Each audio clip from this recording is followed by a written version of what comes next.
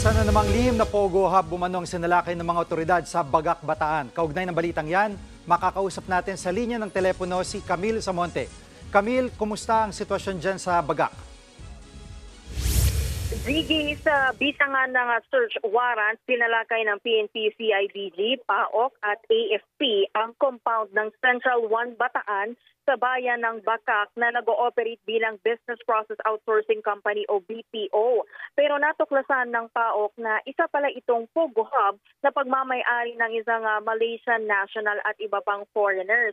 Ayon sa PAOK, nakatanggap sila ng sumbong mula sa ilang foreign national na hindi sila pinapayagang umanong makalabas ng compound.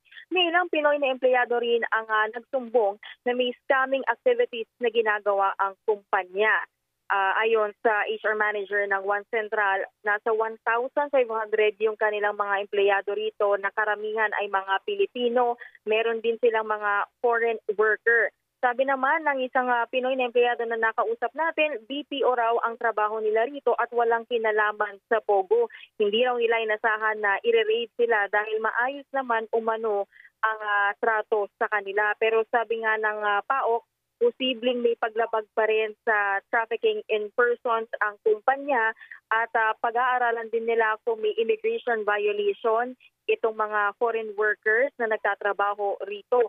Nakarehistro ang kumpanya sa Authority of Freeport Area of Bataan o AFA. Pero dahil nga nag-ooperate ito bilang Pogo, sabi ng PAOK, hindi sila, kailangan pa rin nila ng permit sa PAGCOR. Nitong Hunyo lang in-inspection na ito ni Bataan Governor Joet Garcia at wala raw silang nakitang irregularidad dito. Gigi, sa ngayon, aaralin pa raw ng PAOK at CIDG kung ano yung mga findings nung nagsagawa ng inspection nga itong si Bataan Governor Garcia.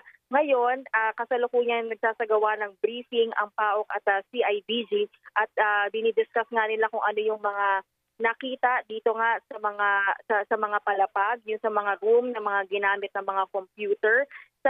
After nitong briefing, i-account na lahat ng mga empleyado at yung mga foreign workers naman dadalhin sa PAOK facility dyan sa Pasay City. Yan muna ang latest update dito. Balik sa inyo. Maraming salamat, Camille Samonte. Mga kapatid, Gigi Manikad po, iba na ang may alam at may pakialam sa panahon ngayon.